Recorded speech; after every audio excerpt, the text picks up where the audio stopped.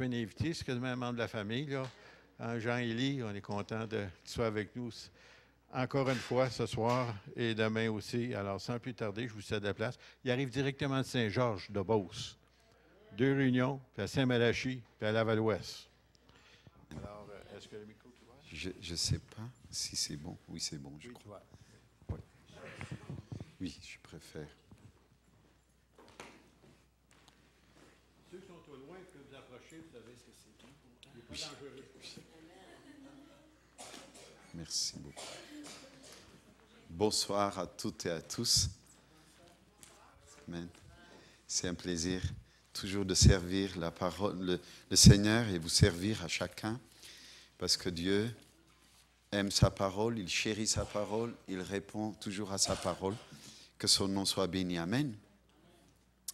Alors, juste pour ceux qui ne me connaissent pas, donc j'habite en France, je suis marié, j'ai un fils, donc vous avez déjà les salutations de mon épouse et de mon fils qui a juste 11 ans. Donc, voilà, et de notre église aussi, au sud-ouest. Donc, je suis sur Millau. Vous savez, Millau, c'est dans l'Aveyron, c'est la ville où il y a le plus haut pont du monde. Voilà, donc je suis pasteur de cette ville-là. Voilà, l'année dernière, j'étais là et merci, pasteur Jacques et pasteur Pierrette, de m'avoir encore de nouveau m'invité. Pour moi, c'est un honneur et une joie, véritablement. Alors, ce soir, avant qu'on lise le texte, peut-être on va simplement lire la parole. Est-ce qu'on peut projeter Matthieu chapitre 12, du verset 23 ou 24, on peut commencer, jusqu'au verset 28. Matthieu chapitre 12.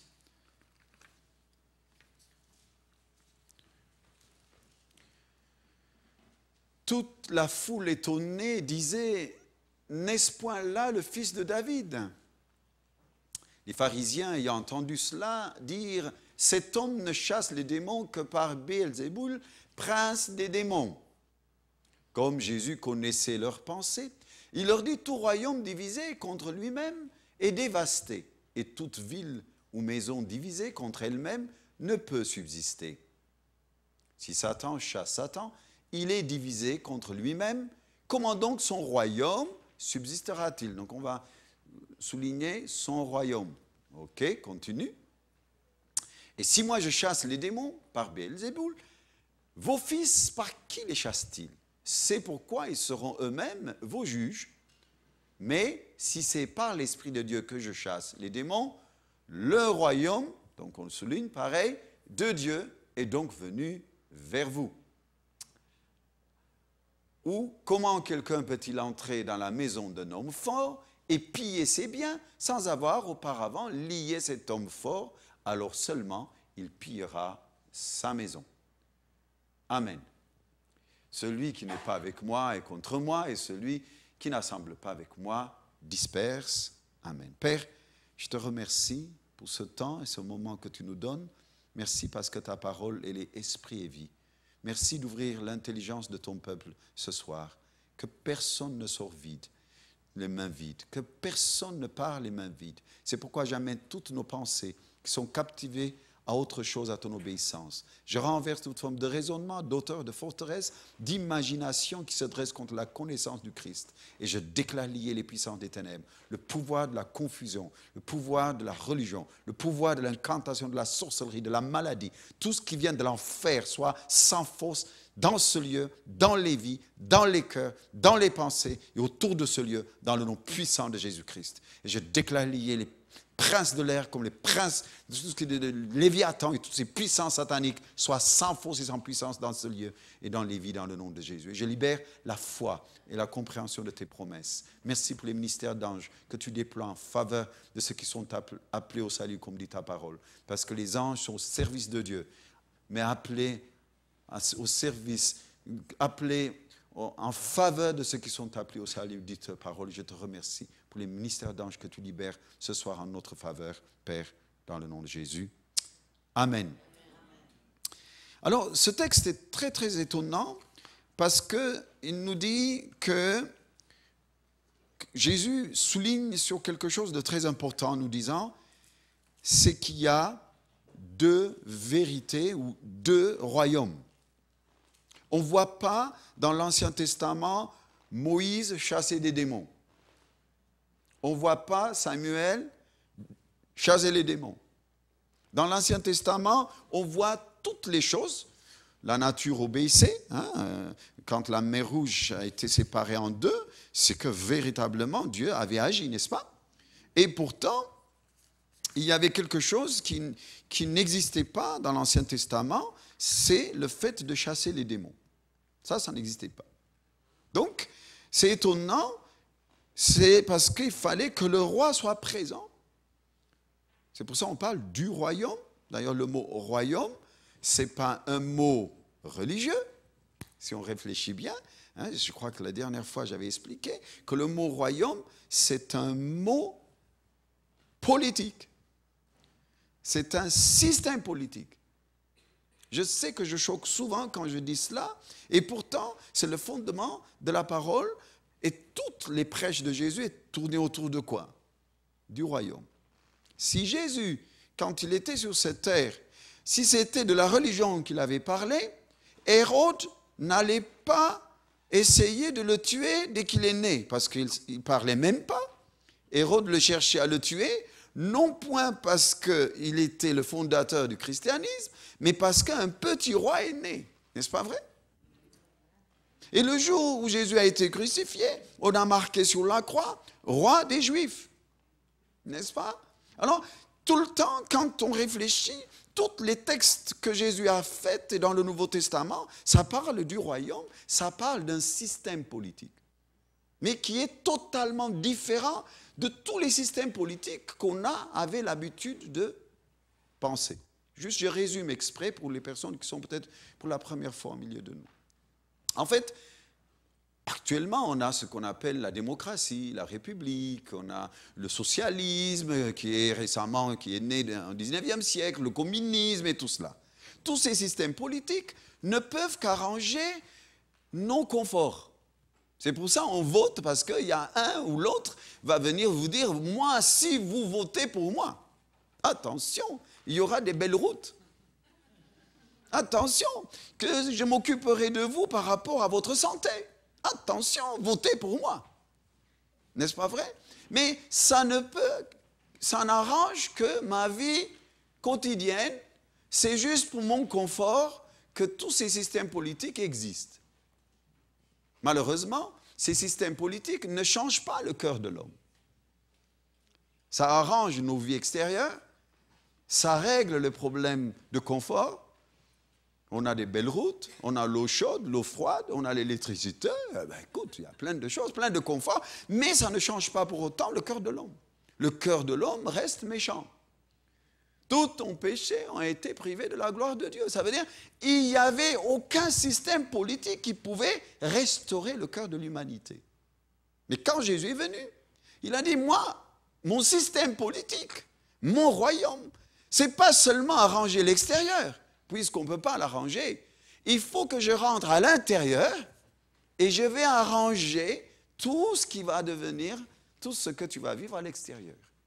Alors il a commencé par rentrer dans le cœur de l'homme. C'est pour ça qu'à chaque fois qu'on vous dit, accepte Jésus, reçois-le. Pourquoi? Pourquoi il met l'accent sur l'autre royaume? Jésus, il y avait quelque chose qui lui tenait à cœur, c'est qu'il y avait un autre royaume, qui avait une puissance étonnante, qui tenait les cœurs des gens. C'était les royaumes des ténèbres. C'est pour ça la méchanceté, le mensonge, le vol, les triches, la haine, l'amertume, l'impureté, l'impudicité, la luxure, la jalousie, ce sont des choses dont l'autre royaume maintenait et qui tenait les cœurs des gens. Tant que l'extérieur s'arrangeait, lui, ça l'arrangeait. Mais voilà, un roi est venu le dévoiler pour la première fois. Jésus parle qu'il y a un autre royaume. Alors c'était le choc de tous ces Juifs. Ils ont dit, ah bon, il y a un autre royaume qu'on ne connaît pas. Et Jésus dit, voyez-vous, comment ce royaume qui est caché, qui n'est pas visible, mais qui tient les cœurs, les vies, les situations, les couples, les relations. C'est de celui-là que je vous parle. Et Jésus, d'ailleurs, n'a jamais critiqué les autres gouvernements ou systèmes politiques qui existaient à l'époque. Vous savez, la seule fois où il a parlé, c'était par rapport à l'effigie de César, en lui disant « Donnez ce qui est à César, à Dieu ce qui est à Dieu ». Les gens souvent mélangent, ils n'ont pas compris ce qu'il voulait dire. Vous savez, à l'époque, quand on allait au temple, comme dans le temple, on ne pouvait pas introduire quelque chose d'impur, il y avait ce qu'on appelait les gens qui font l'échange de la monnaie. D'où Jésus, d'ailleurs, vous connaissez l'histoire, il a renversé les tables des changeurs de monnaie. Et ces gens, qu'est-ce que c'était leur rôle? Ils prenaient des pièces d'or ou d'argent dont l'effigie était César, et ils changeaient les pièces du temple dont l'effigie était l'effigie du temple. Donc, il y avait la croix de David, en fait, l'étoile de David et les 7 chandeliers, le chandelier à 7 branches qui étaient sur ces effigies de ces pièces. Donc, ces gens, sur ces transactions, ils gagnaient un peu d'argent. Donc, ils avaient leur table. Quand les gens venaient pour donner l'offrande, comme on ne pouvait pas introduire ces pièces impures qui représentaient Rome, qu'est-ce qu'ils faisaient? On faisait des échanges avec les pièces du temple. Donc, c'est ça que Jésus disait. Ce qui est à Dieu, on donne à Dieu. Ce qui est à Rome, ça veut dire ce qui est à César. Mais il n'a pas critiqué du tout le gouvernement de l'époque. Parce qu'il savait que ces systèmes politiques qui existaient ne pouvaient en aucun cas, de toute manière, arranger la vie des gens. Il y avait un autre royaume qui le tenait à cœur, qui voulait se battre jusqu'au bout et libérer l'humanité de cette emprise qui tenait les cœurs des humains. Et donc, il s'est battu, justement, il a vaincu et il a sorti l'humanité de cette emprise satanique qui tenait les cœurs des gens. Mais mieux encore, la démocratie et la République ne peuvent t'accompagner que jusqu'au tombeau. Tu peux beau voter pour le meilleur du maire ou le meilleur de ton homme politique, je t'assure, le jour où tu meurs, la démocratie ne va pas te suivre après la mort. La République ne va pas te suivre après la mort. Le socialisme, le communisme, la droite ou la gauche ne peuvent pas te suivre après la mort. Le seul système politique qui veut te suivre, il y a 2 systèmes politiques qui peuvent te suivre. C'est le système politique du royaume des ténèbres, qui va amener la personne à l'enfer pour toujours, ou bien l'autre système politique dont tu as fait de ce Seigneur ton Seigneur, qui peut t'amener dans ce lieu de repos et de paix, si tu es réconcilié du moins avec lui.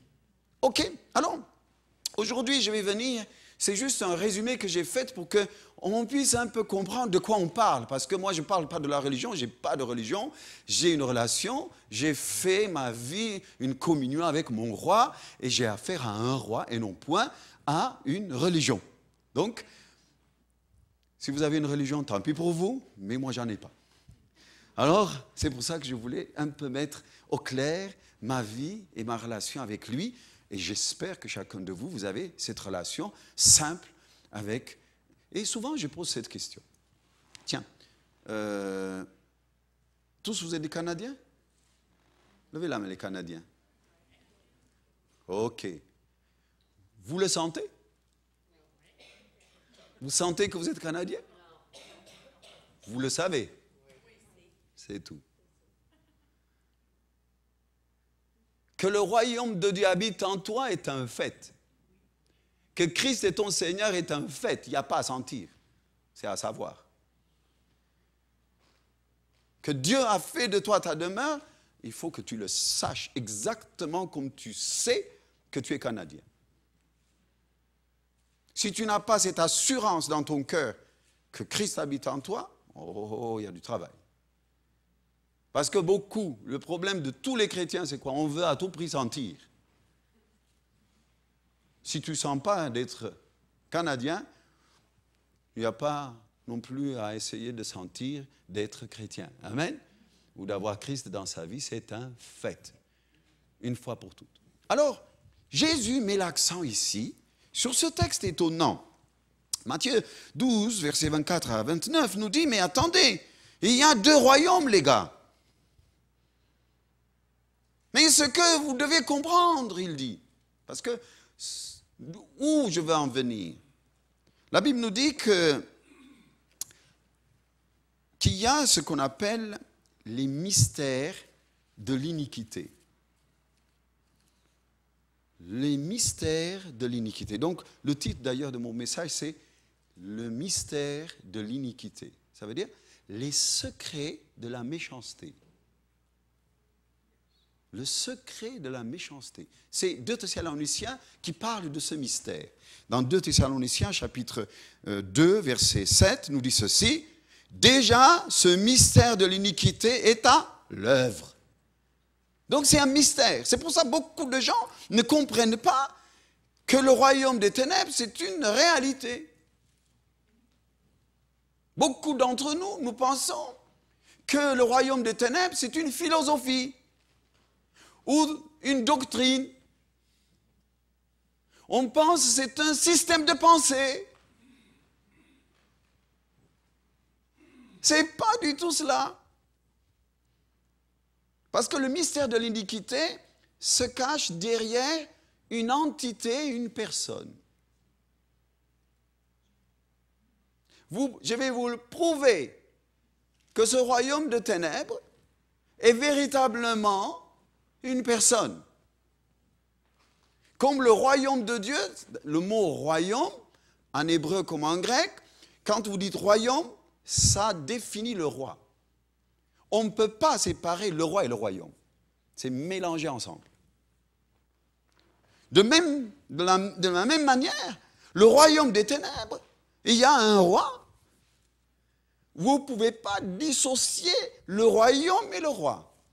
Et Jésus parle clairement que Satan est le prince des démons, celui qui tient, mais qui vivait derrière un secret qui s'appelle se cacher.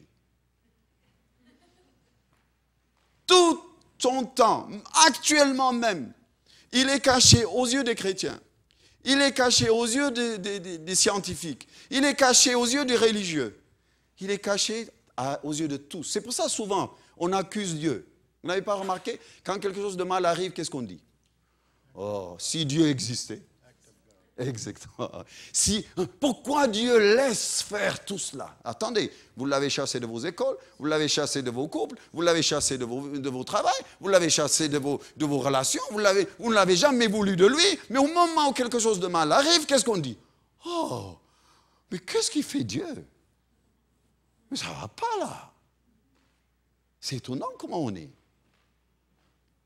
Maintenant, un des mystères de l'iniquité, c'est se cacher. Je le répète. Un des mystères de l'iniquité, c'est se cacher. Il a créé dans nos mentalités que c'est une philosophie. Même parmi les chrétiens. Dès que je vous parle du royaume des ténèbres, vous croyez que c'est une doctrine. C'est une bonne pensée. Tiens, je ne le savais pas ça, tiens. Mais on oublie que c'est une personne. Alors Jésus parle de cela au clair. Comment on définit une personne? Une personne a une volonté. N'est-ce pas vrai? Mais alors voilà, dans Matthieu chapitre 12, verset 44, le démon qui est sorti d'un homme dit, « Je retournerai dans ma maison d'où je suis sorti. » Le démon exerce ici sa volonté pour prendre une décision et la met ensuite en application. C'est la Bible qui nous parle. Une philosophie n'a pas une volonté. Un dogme ou comment dirais-je, une pensée n'a pas une volonté. Mais un démon a une volonté. Et si moi je ne suis pas conscient que c'est avec une personne que j'ai affaire, je raterai toujours les choses que je fais. Et je me battrai toujours contre les humains. J'en voudrais toujours les autres. Ok. Une autre définition d'une personne. Une personne a une émotion. Vous êtes d'accord avec moi? Comment je le sais? Alors voilà. Tu crois qu'il y a un seul Dieu, tu fais bien, les démons le croient aussi et ils tremblent. Jacques chapitre 2, verset 19. Tu crois qu'il y a un seul Dieu, ben, tu as bien fait. Les démons aussi le croient, mais ils tremblent. Vous avez vu une doctrine qui tremble? Une personne tremble. Il faut que je comprenne que j'ai affaire à une personne qui se cache. Sa force est dans le fait d'être dans les ténèbres. C'est pour ça que la Bible nous dit, quand la lumière luit, les ténèbres fuient. Ouh. Toute sa force réside dans les ténèbres. Vous savez, le fait que vous l'ignorez, plus vous l'ignorez, plus il réussit. Moins vous l'ignorez, moins il réussit. Plus vous découvrez que vous avez affaire à une personne, votre vie change. Complètement et radicalement. Le diable a une émotion, les démons ont une émotion. Jacques chapitre 2, verset 19 nous dit ceci. Mais aussi, comment on définit une personne? Une personne a une intelligence. N'est-ce pas vrai? Si elle n'est pas intelligente, peut-être c'est une doctrine. Mais là, les démons ont une intelligence. Je vais vous le lire. Les démons ont une connaissance qui ne provient pas des sources naturelles. Par exemple, la première fois que Jésus s'est trouvé face à face avec un démoniaque dans la synagogue de Capernaum, le démon a parlé à travers l'homme et il dit « Je sais qui tu es, le Saint de Dieu ». Marc chapitre 1, verset 24. Cela se passait 1 an avant que ses propres disciples de Jésus réalisent ce que les démons avaient immédiatement discerné. Le gars, il était à la synagogue, il dit, tu es le Fils du Dieu vivant. Ses propres disciples ne le savaient pas. Et le diable avait vraiment une intelligence et il savait ce qui se passe. C'est pour ça, les démons nous connaissent parfaitement. Vous savez, quand Jésus dit, quand un démon est chassé, il ira chercher combien d'autres de démons? 7. Ça veut dire qu'il y a au moins 7 démons qui te poursuivent. Crois-moi, et qui te connaît par cœur. Qui sait tes points faibles, tes points forts, tes points... Là où ça peut t'attrister, là ça peut te réjouir, il le sait. Une intelligence. Encore, comment on peut déterminer une personne que c'est une personne? C'est parce qu'elle a une conscience de soi. Vous savez, une personne sait qui elle est. Ou elle sait les choses qui vont pas à elle, n'est-ce pas? Elle a une conscience, la conscience de soi. Alors, lorsque Jésus demanda à un démoniaque, au démoniaque gadarénien, quel est ton nom? Vous savez qu'est-ce qu'il répond, ce démon? Nous sommes légion. Oh, il avait la conscience de lui-même. Nous sommes plusieurs. Nous sommes des légions. Marc, chapitre 5, verset 9, nous parle de ce texte en disant que c'est à une personne que j'ai affaire. Parce que la conscience de soi est toujours liée à une personne. Amen, amen. Alors, mais aussi, une personne est une personne parce qu'elle a la capacité de parler. N'est-ce pas vrai? Quand elle parle, on dit, oh là là. Alors qu'est-ce qui s'est passé?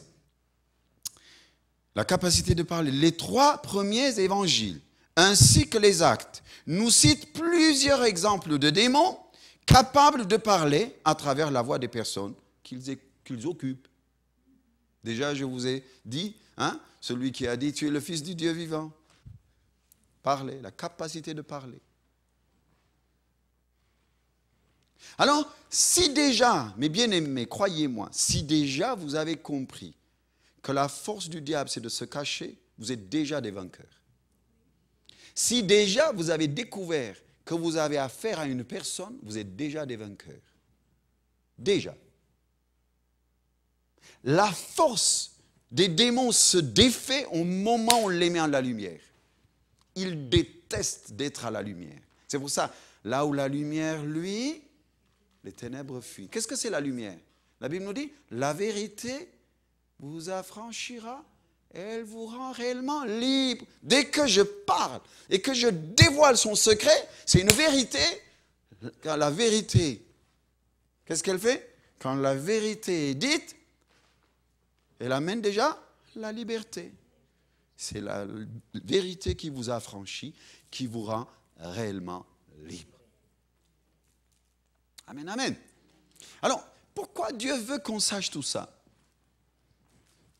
Premièrement, pour vous montrer ce qu'il a accompli, notre roi, face à cette entité, à cette personne qui terrifie l'humanité. J'aime beaucoup ce texte de Colossiens chapitre 2, où il dit, il a traîné derrière son char triomphal, il les a montrés au spectacle au monde. Hein? Vous connaissez, n'est-ce pas? Ce texte où il dit, hein, il a triomphé d'elle par... il a traîné derrière son char, c'est dans 2 Colossiens, je vais lire.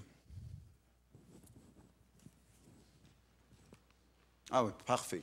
Il a dépouillé les dominations et les autorités. Il les a livrées publiquement en spectacle en triomphant d'elles par la croix. Qu'est-ce que ça veut dire? Quand on lit ça, on dit, ouais, Jésus a triomphé, oui. Mais Paul, quand il a écrit cela, il voulait nous donner une image qui a existé à son époque et qui existait à son époque. Les Romains avaient l'habitude de prendre les rois vaincus, les traîner derrière leur char triomphal.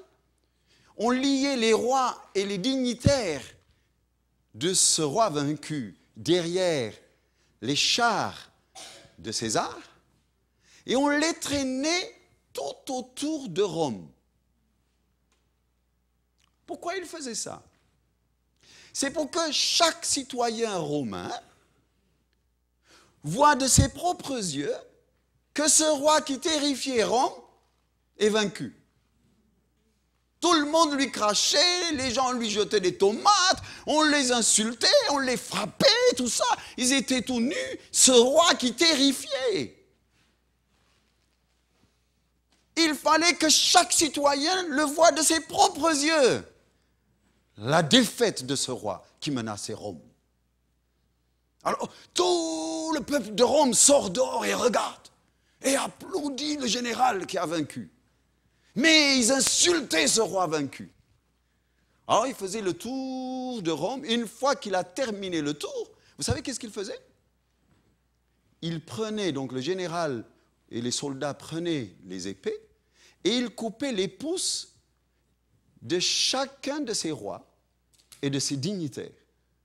Il coupait les pouces. Et aussi, il coupait les orteils de chacun de ses dignitaires et de ses rois. D'après vous, pourquoi? Pour dire tout simplement, jamais plus sera capable de prendre l'épée. C'est fini, c'est un roi vaincu. Donc, quand on vous coupe le pouce, vous ne pouvez plus rien attraper. Jamais plus nous échappera. Ça veut dire qu'il ne pourra même pas courir. Donc, Paul, quand il a écrit ce texte qu'on vient de lire, ce n'était pas juste pour garnir des papiers. Comprenez-moi. C'est pour nous dire la victoire triomphante de mon roi. Amen. Il l'a traîné derrière son char triomphal. Il l'a montré au spectacle au monde. Ça veut dire les cieux des cieux. Tout l'univers a vu la victoire de Jésus. Les anges, les archanges, les séraphins, les chérubins, les démons. Tout le monde a vu. Tout le monde. Sauf nous les humains. Malheureusement. Et nous on pense c'est une doctrine. Et nous on pense c'est une philosophie. C'est une réalité qui s'est passée dans le monde invisible. Et cette victoire est terrifiante pour le camp du diable et de ses cohortes. Vous saisissez? C'est pour ça Les chrétiens qui ont peur des démons me font rire. Franchement, démon par là, démon par là, démon par là. Mais il n'a plus de pouce.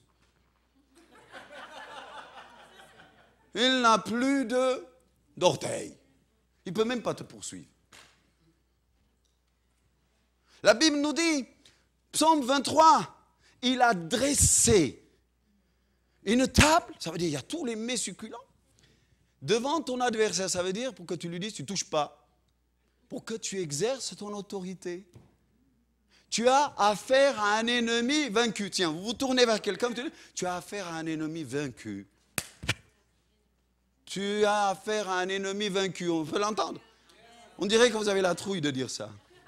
C'est étonnant, ça. Vous avez affaire à un ennemi vaincu. La guerre est terminée. Jésus a emporté la guerre. Jésus a triomphé de la guerre. C'est fini. C'est à toi de prendre ta place.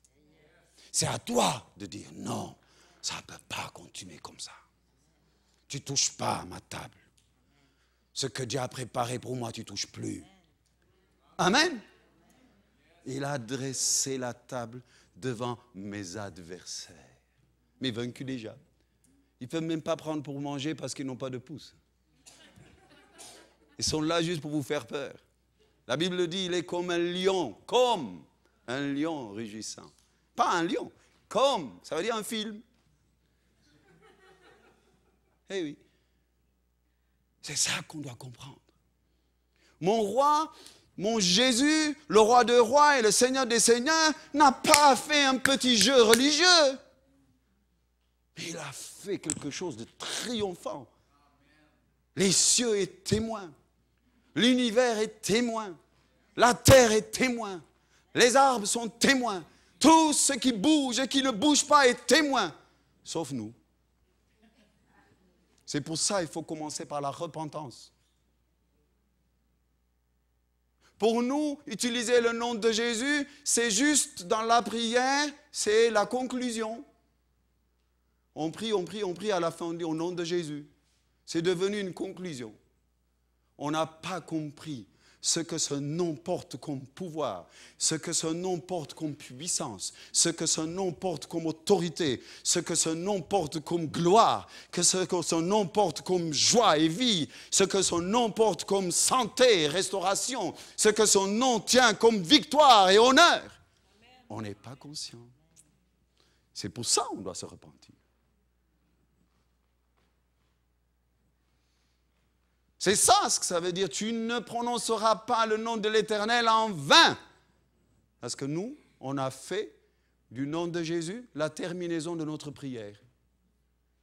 On ne le croit même pas que Jésus agit en notre faveur quand on invoque son nom. Honte à nous. Repentance. Changeons d'avis. Reconnaissez le roi. Amen, amen. Amen, amen. Le roi est Seigneur. Jésus-Christ est Seigneur. Amen. Alors notre vrai problème encore, c'est que, j'ai déjà dit ça, je crois l'année dernière, même notre approche de prière est à l'envers. Qui prie en disant au Seigneur, garde ma voiture? Levez la main. Vous ne levez plus la main, hein? C'est bien ça. Qui dit, Seigneur, Seigneur, garde ma voiture, s'il te plaît. Seigneur, oh, tu sais que je t'aime. Seigneur, garde ma voiture. Ok, garde mes enfants. Hein? Peut-être, hein? Ok. Un jour, le Seigneur m'a expliqué. Il m'a dit, tu vois, Tef, si tu étais au Moyen-Âge et que le serviteur du Seigneur, comment vous appelez ça? Le servant, comment on appelle ça? Chez nous, on l'appelle le gueux. Gueux, on appelait. Gueux, c'est quelqu'un qui sert le Seigneur, qui porte, par exemple, les affaires du Seigneur, l'épée du Seigneur. Et son Seigneur, il est là, donc au Moyen-Âge, il court à côté de lui. Voilà, ou l'écuyer, ou voilà. Imaginez cet écuyer qui dit à son Seigneur, mon Seigneur, vous êtes le meilleur de tous les seigneurs. Je vous aime de tout mon cœur. Je suis à votre service toute ma vie. En moi, tout ce qui est en moi est à vous. Ah, je vous aime tellement. En fait, vous ne voulez pas garder mon cheval? Juste une minute. Ben, je peux vous dire, le Seigneur se fâchera. Il peut le faire fouetter. Mais la plupart du temps, on fait cette même erreur. On ne considère pas que ce roi que nous servons, c'est un roi puissant dont les anges, les archanges, les séraphins déposent leur couronne et se prosternent. Comment je peux lui dire, garde ma voiture? Comment je peux lui dire, garde ma maison? C'est une honte. Jamais je dis ça à moi. Jamais. Parce qu'il mérite d'être célébré. Il mérite d'être loué. Vous savez qu'est-ce que je dis? Alors vous allez dire, je vous vois tous dire, alors comment tu vas faire? Comment tu vas faire, hein, n'est-ce pas? Moi je dis autrement. Je dis, Satan, tu ne t'approches pas de ma voiture. Au nom puissant de Jésus. Voyez-vous la différence? Satan, tu ne touches pas mes enfants. C'est un ordre. Au nom puissant de Jésus. Tu ne touches pas ma santé. C'est un ordre. Tu arrêtes tes mensonges. Et Dieu est honoré quand tu prends cette position et que tu t'approches de ton Dieu avec cette foi et cette confiance. Il faut qu'on change. Il faut qu'on change. Jésus-Christ est Seigneur. On peut le dire ensemble? Jésus-Christ est Seigneur. Jésus-Christ est Seigneur. Il est Seigneur. Maître de ta vie. Maître de ton vouloir et faire. Maître de tout. S'il est Seigneur, il mérite un comportement d'un Seigneur que tu dois lui apporter. Tout à l'heure, je disais, vous n'avez pas entendu dans ma prière, j'ai dit, merci Jésus, tu as dit que les anges sont au service de Dieu, pas aux hommes, ils sont au service de Dieu, en faveur de ceux qui sont appelés au salut. Je dis toujours, merci pour les ministères d'anges que tu envoies en ma faveur, Père. Merci de ce qu'ils viennent garder ma voiture. Merci de ce qu'ils viennent garder ma maison, mon enfant. Amen. Je suis à 200 km de mon église. Tout le monde me dit, on n'a jamais vu un pasteur qui puisse gérer son église à 200 km. J'ai dit parce que je connais le principe d'espace-temps. Dans le monde invisible, il n'y a pas espace-temps. Mon guerre n'est pas contre la chair et le sang, j'ai compris. C'est rentré là-dedans. Là-dedans plutôt, je dirais. Du coup, à distance, je dis, tu ne t'approches pas de cette église. Et tu touches aucune de ces personnes. Chaque personne qui rentre dans l'église, tu ne le voleras pas. Satan, que le Seigneur te reprime.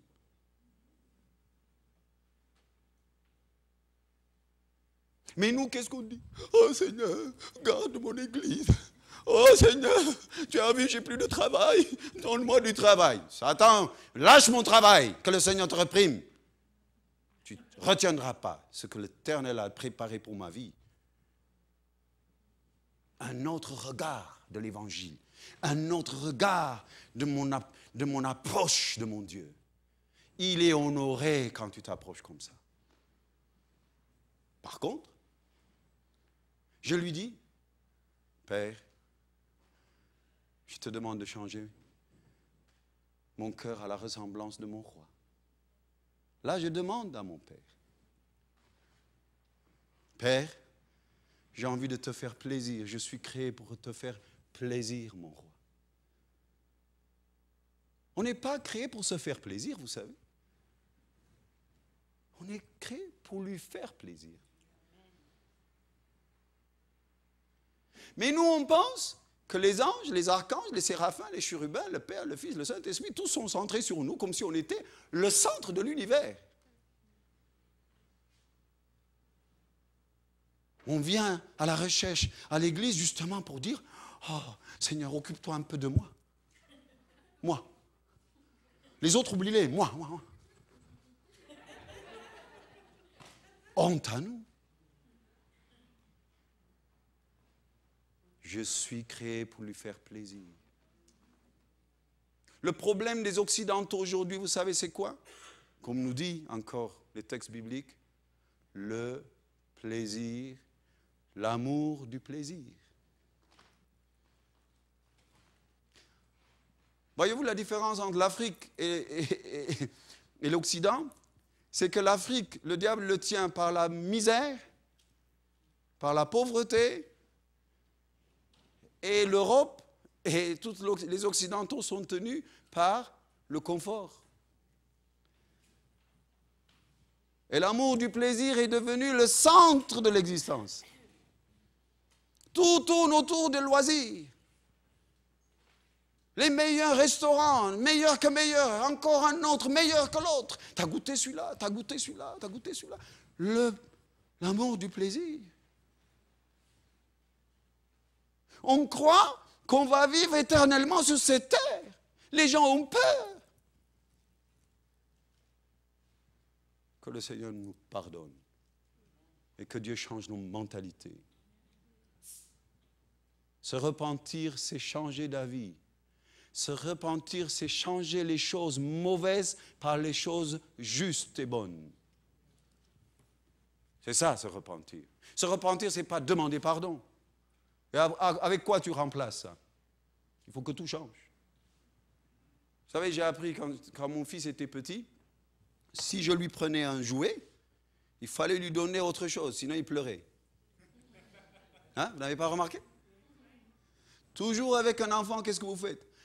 Si vous enlevez quelque chose, il faut lui donner une autre chose. Sinon, il va pleurer. Et j'ai compris cela. Avec Dieu, voyez-vous. Je ne peux pas lui dire, Seigneur, je te demande pardon. Et après?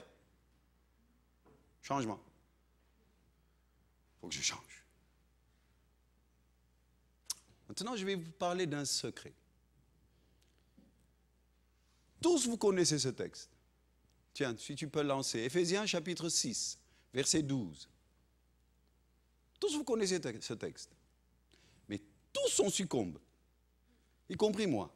Hein, je ne suis pas mieux que vous. Hein. Je ne suis pas mieux que mes frères, comme disent les anciens. C'est vrai, je ne suis pas mieux que vous.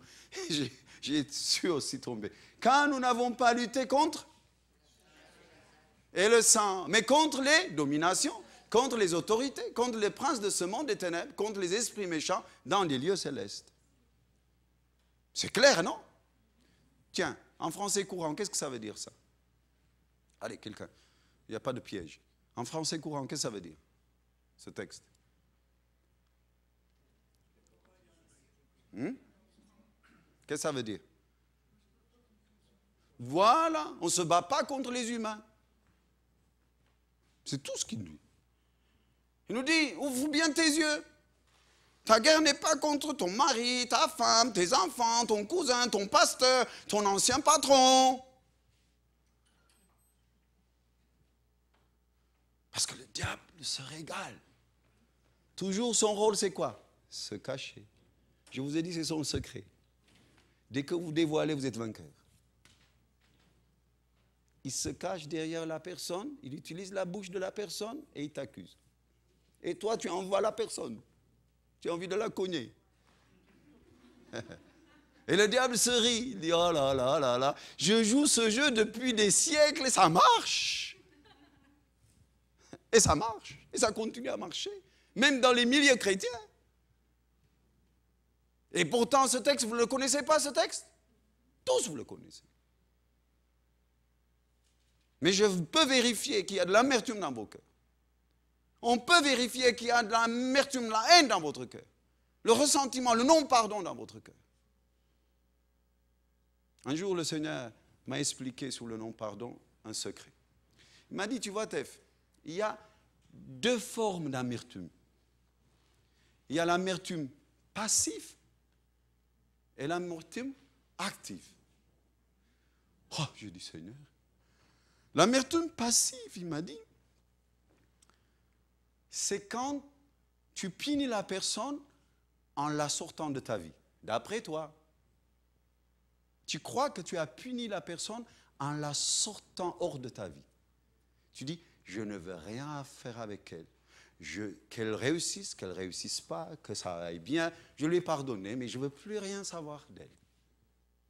Mais un an plus tard, quand tu la vois, ton cœur bat un chamade. Tu dis, oh, tu la regardes, tu as envie d'aller de l'autre côté. Et pourtant, tu as dit que tu as pardonné. C'est fou. Il m'a expliqué, le Seigneur, il m'a dit, il y a ce sorte de pardon qu'on croit qu'on a pardonné, mais la racine, elle est toujours là. Elle est posée au fond de nous. Et je la découvre au moment où je vois la personne. Tant que je ne la vois pas, c'est bon, je prie, je loue le Seigneur, je prends la Sainte Seine, alléluia.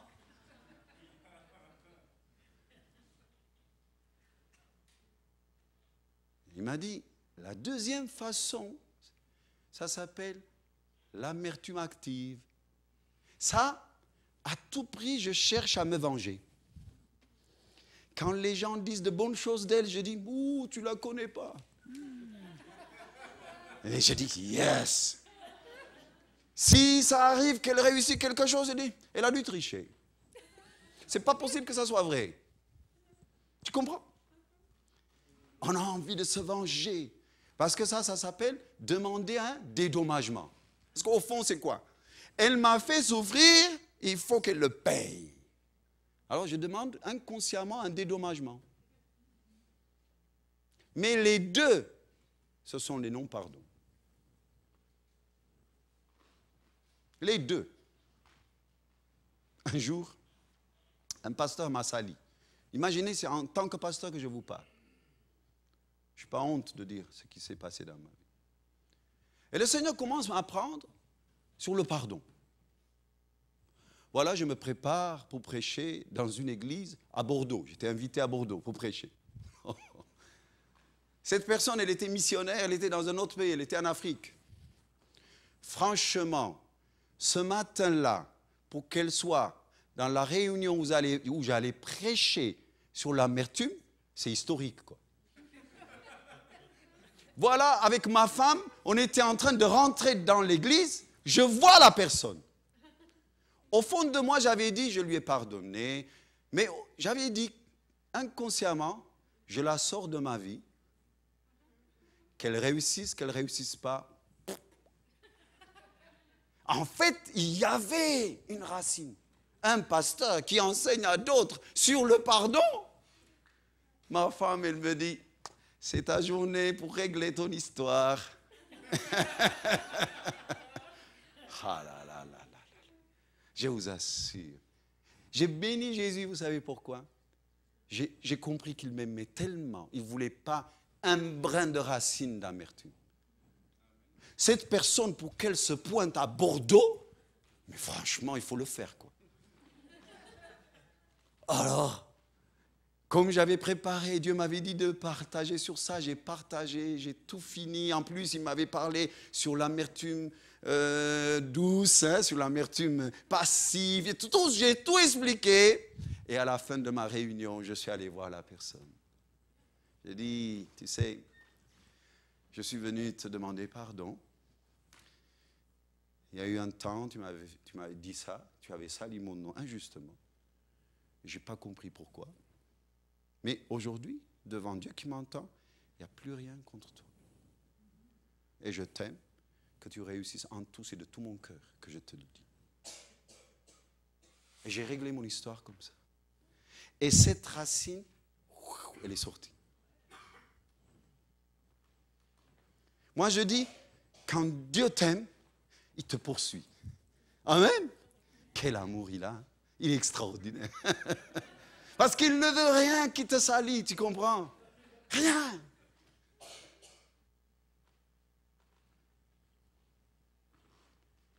Combien de fois nous... Oh, un autre texte dans la Bible. Voilà que notre Pierre, dans la Bible, il dit au Seigneur Jésus, tu es le Fils du Dieu vivant. Ah, Jésus lui dit, franchement Pierre, là tu étais branché dans le ciel. Il n'y a que le Père qui a pu te dire cela. C'est impossible que ça soit une invention de toi. Pierre, il faisait ça. Les 11 le regardent, il dit, voyez-vous, je suis quelqu'un moi. Mais malheureusement, quelques minutes plus tard, et voilà qu'il vient de dire à Jésus, pourvu que rien ne t'arrive. Et il crie comme ça. Et Jésus lui dit, arrière de moi, Satan. Est-ce que c'est à Pierre qu'il a dit ça? Eh non. Parce que juste après, le texte nous dit, parce que cette pensée, elle est humaine, il lui dit. Ça veut dire, 7 ans, émotionnellement, il était ouvert. Il ne voulait pas que Jésus meure. Dans ses émotions humaines, le diable s'est engouffré pour parler à travers sa bouche en lui disant, il ne faut pas que tu meures, il faut que tu vives. Et Jésus lui dit, Satan, toi qui le pousses à lui dire cela, en arrière de moi. Il y a des gens qui m'ont dit, Tev, comment tu parles à Satan comme ça? Mais Jésus parle, c'est mon modèle. Pourquoi moi je m'empêche? Mon modèle parle, mon roi parle et moi je parle. Amen. Ta guerre n'est pas contre la chair et le sang. Quoi qu'il t'arrive, sache une chose, mon frère. C'est le diable qui t'en veut. Ce n'est pas les humains. Je ne te connais pas, mais Dieu te dit ça. C'est le diable qui t'en veut. Connais ton adversaire. Bats-toi le bon combat de la foi. Sache que ton Dieu est ton Dieu. Il ne te veut que du bien. Et c'est impossible que ça soit un humain qui t'en veut. Tu as affaire à quelqu'un qui se cache derrière et qui parle par la bouche de quiconque. Parce que vous le vouliez ou pas, il n'y a pas un homme ou une femme qui n'est pas influençable. Ça n'existe pas. Tous on est influençables. Tous. Celui qui dit, moi je ne suis pas influençable, c'est un menteur. Tous on est influençables. Donc il faut comprendre une chose. Notre guerre n'est pas contre la chair et le sang. Quoi que les gens vous fassent, apprenez à dire, je t'aime mon frère, mais toi qui parles derrière lui, que le Seigneur te reprime. J'accueille pas tes mensonges, j'accueille pas ton accusation, j'accueille pas ta haine, j'accueille pas tes pensées de culpabilité, j'accueille pas cette peur, j'accueille pas cette angoisse qui me tient à ma vie.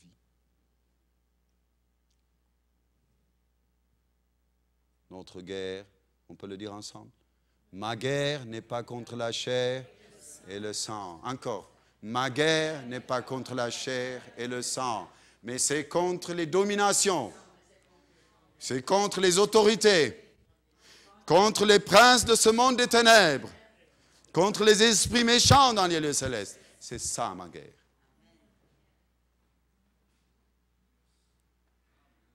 Le secret, les mystères de l'iniquité, je vous ai dit 2 choses. Se cacher et utiliser l'humain par derrière. Par la grâce de Dieu, je vais vous en parler d'autres mystères de l'iniquité. Probablement demain soir, on va en parler. Après, on va prendre du temps devant Dieu. Et je vous assure, si vous avez compris cela, vous allez être des chrétiens triomphants, vainqueurs, qui ne se laissent pas avoir. Amen. Que le Seigneur Jésus soit béni. Amen. On va se lever si vous voulez bien.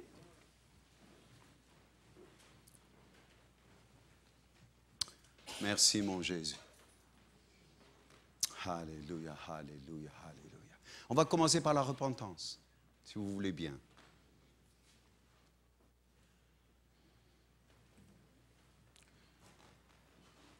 Tout d'abord, mon peuple, Osée nous dit, mon peuple meurt faute de connaissance. Pardon de mon ignorance. Amen. Pardon. Pardon d'avoir cru que c'était une philosophie ou un dogme ou même une doctrine. J'ai compris que j'ai affaire à des personnes. Le jour où tu t'es engagé au Seigneur, tu as déclaré la guerre, sache-le. à un autre royaume. Il n'y a pas un juste milieu, ça n'existe pas. Ou tu es avec Dieu ou tu ne l'es pas. Il n'y a pas un autre milieu. Donc, le jour où tu as accueilli Jésus comme Maître et Seigneur, tu as déclaré la guerre au diable, n'est-ce pas? Mais il faut que tu saches qui est ton ennemi. Mais voici ta soirée. Tu vas commencer par la repentance, par un changement de mentalité et de pensée. On va prier ensemble si vous le voulez bien. Seigneur Jésus, je me repens aujourd'hui parce que le prix que tu as payé est énorme. Pardon d'avoir ignoré cela. Pardon d'avoir cru que c'est un dogme, une philosophie ou une doctrine. Je sais maintenant que j'ai affaire à des personnes, des ténèbres. Et je sais que tu m'as donné la victoire. Comme dit le texte de ta parole. Je vous ai donné le pouvoir de marcher sur les serpents, sur les scorpions, sur toute la puissance de l'ennemi. Rien ne pourra me nuire. Rien ne pourra me nuire. Rien ne pourra me nuire. De tout ton cœur, rien ne pourra me nuire. Rien ne pourra me nuire. Parce que tu as donné l'ordre à tes anges pour me garder dans toutes mes voies, de peur que mon pied ne heurte contre une pierre. Et je crois aujourd'hui que tu as vaincu aussi la maladie. Et c'est pourquoi aujourd'hui, je reçois ma guérison de mon âme, de ma pensée, de ma conscience, de mon subconscient, de mon inconscient, de mon adoration, de mon intuition, de mon système nerveux, au nom puissant de Jésus. Et je m'engage devant toi et je pardonne toute personne qui m'ont fait du mal. Si vous avez des prénoms maintenant, vous le dites. Si c'est, je ne sais pas, Jean, tu dis Jean, je te pardonne. J'ai compris, ma guerre n'est pas contre toi, je te pardonne. Si c'est Pierre, tu dis Pierre, je te pardonne. Si c'est, je ne sais pas qui est-ce, tu as son nom. Ça peut être un nom d'une femme, d'une mère, d'une sœur. Ça peut être d'un pasteur, ça peut être de ton patron, ça peut être de ta fille, ça peut être de ton père ou de ta mère. C'est le moment de dire, j'ai compris, ma guerre n'est pas contre la chair et le sang. Je te pardonne et je te libère maintenant. Allez-y, faites cette démarche maintenant. C'est puissant, faites-le. Et ça sera votre victoire ce soir. Seigneur Jésus, merci. Qu'ils sachent que leur guerre n'est pas contre la chair et le sang. Il y a des douleurs qui vont vous quitter au moment où vous pardonnez. Des douleurs des os, des articulations ou de dépression qui vous tient. Ça sera votre délivrance ce soir. Reçois maintenant ta délivrance. Reçois ta guérison maintenant, maintenant, maintenant, maintenant. Dans le nom puissant de Jésus. Reçois maintenant, maintenant. Sois libre maintenant. Dans le nom puissant de Jésus. Maintenant, maintenant. Tu pardonnes ton père, ta mère. Tu pardonnes tous tes amis, tu pardonnes ton église, tu pardonnes les anciens, tu pardonnes les pasteurs. C'est le moment. Ta guerre n'est pas contre la chair et le sang, sache-le. Dieu, s'il l'a dit, il a toujours raison. S'il le dit, c'est pour te montrer, t'ouvrir ton intelligence, pour te montrer qu'il y a une autre entité derrière qui se cache pour te torturer, qui se nourrit de ta souffrance, qui se nourrit de tes larmes, qui se nourrit de tes peines, qui se nourrit de ton angoisse, qui se nourrit de ta déception, qui se nourrit de ta colère, qui se nourrit de ta haine et de ton amertume. C'est sa nourriture et ne le donne plus de la nourriture. Il faut qu'il jeûne aujourd'hui. Vas-y, fais-le jeûner. Libère-toi. Libère ces gens maintenant, maintenant, maintenant, maintenant, maintenant, au nom puissant de Jésus. Maintenant, maintenant, maintenant. Satan, tu lâches. Tu les lâches maintenant. Tu es dévoilé. Tu as la lumière. C'est fini. Tu les lâches maintenant. Que le Seigneur te reprime. Lâche leur cerveau dans le nom puissant de Jésus-Christ qui est Seigneur. Lâche leur cœur, leur âme et leur esprit. Maintenant, j'ai dit maintenant, dans le nom puissant de Jésus. J'ai guéri leur cœur, leur âme et leur esprit maintenant. Merci mon Jésus. Merci mon Jésus. Alléluia. Et avec moi, je le crois et je le reçois. Merci Seigneur Jésus. Amen. OK. Alors demain, préparez votre cœur. On va travailler encore un peu plus. OK? On va y aller plus loin encore. Allez, que le Seigneur vous bénisse et merci encore de m'avoir écouté. Toute gloire à Jésus, que son nom soit béni pour lui. Amen.